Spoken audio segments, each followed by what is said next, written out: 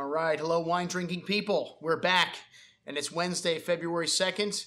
You know what it's time for now, what I drank yesterday, and man, I have been doing a lot of drinking the last couple of weeks, so let's get right to it. We still got stuff to cover from last week, like our big event for the American Fine Wine Competition coming up on Saturday, February 12th, which, hey, there's still room. If you guys want to come taste 600 wines, I recommend you get a room down at the Hyatt Pier 66, all right, or just get a car to drive you. Or, hey, Red Cap. There you go, folks. These are going to be our partners with our events that we're putting on here at the store and at any other venue we'll be at. These people come in a little scooter, and they pack it up, they put it in the back of your car, and drive you home. What a concept. In your own car. So you get to drive there and get driven back. And, hey, they offer chauffeur service and a variety of other services in addition to regular just taxi service. So check it out. We'll have that coming up, information about Red Cap on one of our emails this week. All right, but like I said, we've got a lot of drinking to get through here. So, hey, the American Fine Wine Competition last Friday, a really nice event.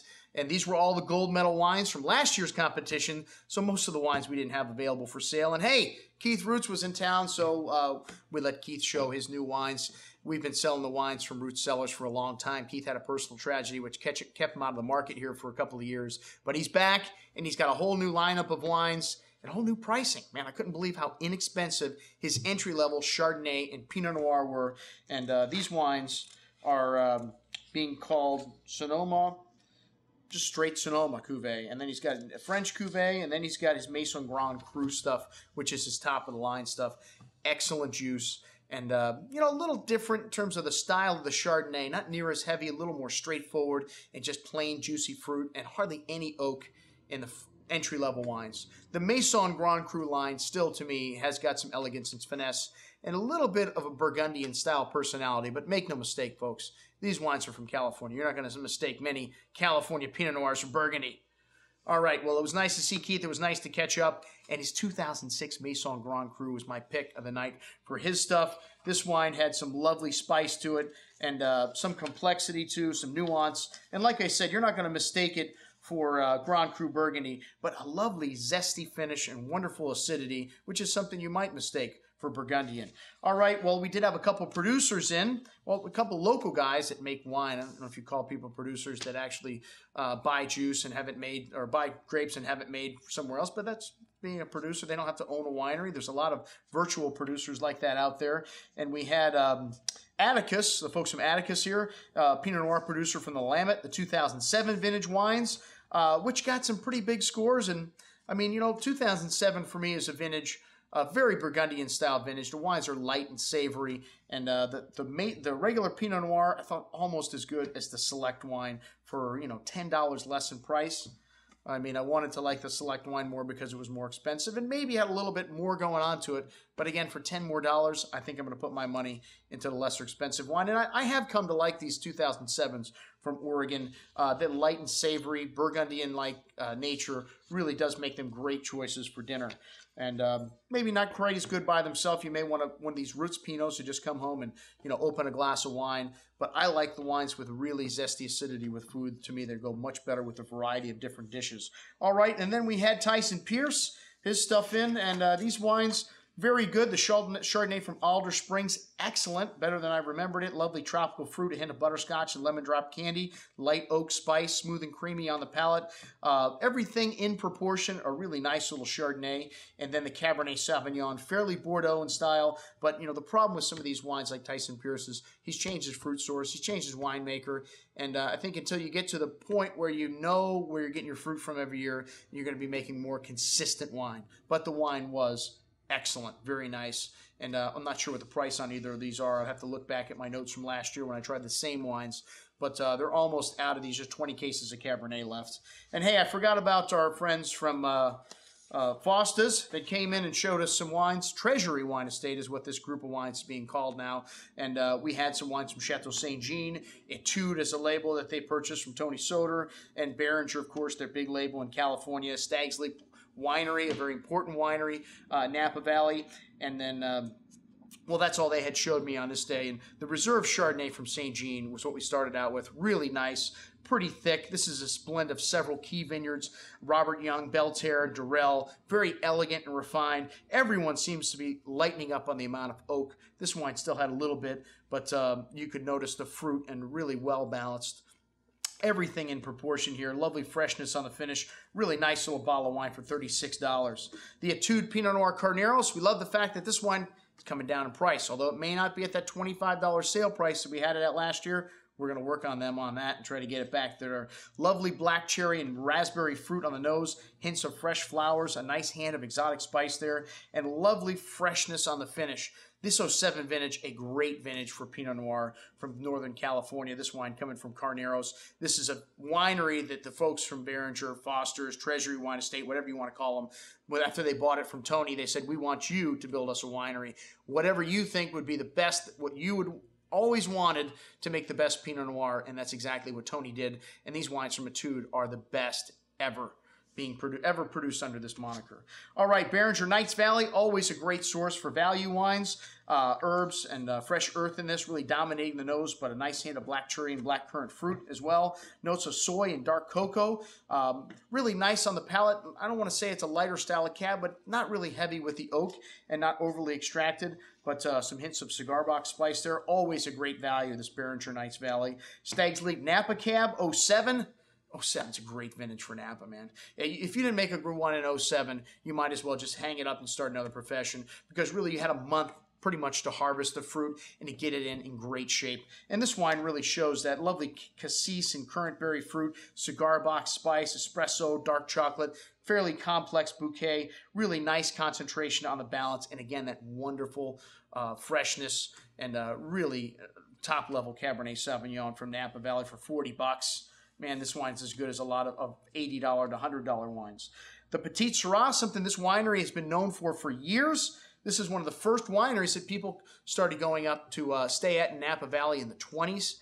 And you have one of the first wineries to have a swimming pool, and you know, a really famous winery in Napa Valley. As I mentioned before, an important winery, and they purchased this winery, the Petit Syrah, one of the best-selling Petit Syrahs ever in the store here. We don't sell a lot of, you know, Petit Syrah. It's got this lovely kind of animal characteristic and gaminess, which a lot of people shy away from, but also has this dark blackberry and blueberry fruit.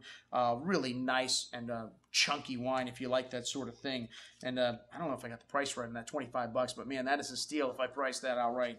All right, and then let's see. We have our friend David Powell that stopped by yesterday. Wow. Finally caught up with what I had to drink yesterday. Well, you know, David, the founder of Torbreck Winery, it's the first time I've had a chance to meet him, but we've done several events with Torbreck here in the store in the past, and I have had all of these wines in the store. We have multiple vintage of Torbreck Run Rig going all the way back to 1997.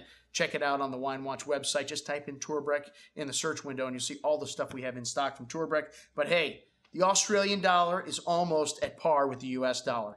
So unfortunately, that's why these wines have become more expensive. In the market today, Australian is in the toilet in the high end. So I can imagine these wines may be a little hard to sell here, but David is a smart guy. He's established this brand all over the world. He sells this wine in Asia and in several other countries in the Far East. And, you know, he doesn't necessarily need the U.S. to do the numbers it used to do in the past when the economy was booming here. But hey, we'll still have these wines in the store if anybody wants them. If I don't have them, if you want one bottle, I'm willing to bring them in for you, because everything here is worthy of being in my store. The Rosé Assagne of Mourvèdre. The rest of this production, after they bleed it off, goes into the steading and the juveniles of Mourvèdre. 600 cases, but a really pretty rosé, fresh flowers, cherry, strawberry-like fruit. Really a lovely amount of acidity, a little bit of effervescence maybe on the finish, because this wine is so young, 2009 vintage.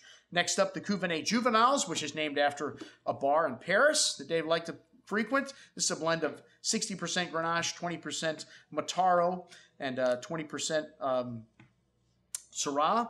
And this is a wine that sees no oak at all, just focusing on that fresh berry pie-like fruit and some floral notes, a little bit of sweet herbs in there, but lovely texture, smooth and velvety on the tongue. A really nice bottle, a pure expression of those three varietals. And the steading is the same exact blend as the juveniles, the same juice, just half of the production goes off and is fermented in small oak barriques. So you get a little bit of that oak spice here and a little bit more concentration, because what happens when that wine sits in the oak is some of it evaporates because the oak is porous. So a little bit thicker and richer on the tongue. And man, with 15% alcohol, you didn't even notice. This wine's still lovely freshness and lovely balance.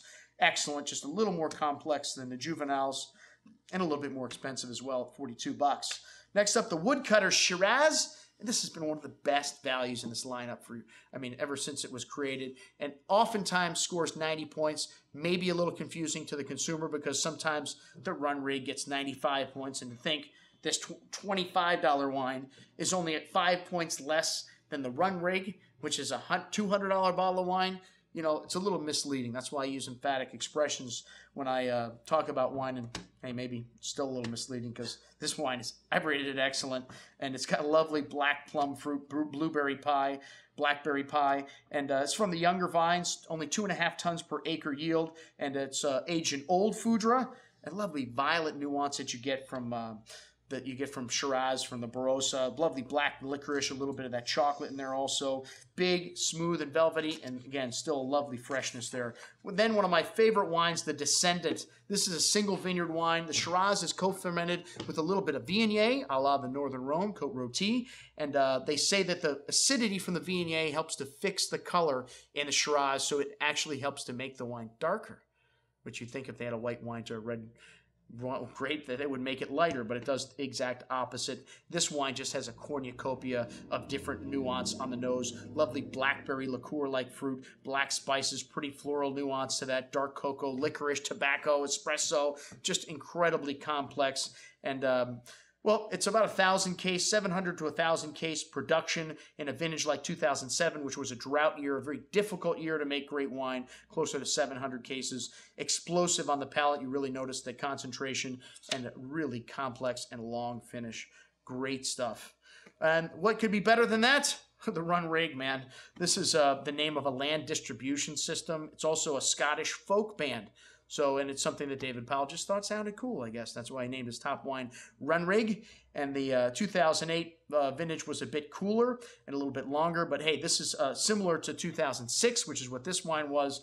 And really, just an explosive bottle of wine. Run Rig, one of my favorite Australian Shirazes. As I mentioned before, we have 07, we have 97, we have 98, we have 99, we have 2002. We have at least 5 or 6 vintages of Run Rig in the store. This is something we purchase nearly every year. And production's around 1,200 cases for this wine, so it's not a tiny production wine, but still with 99-point scores from the Advocate, almost every vintage. You still can be a little bit difficult to find a wine like this, even though it is $240 a bottle. Yowza.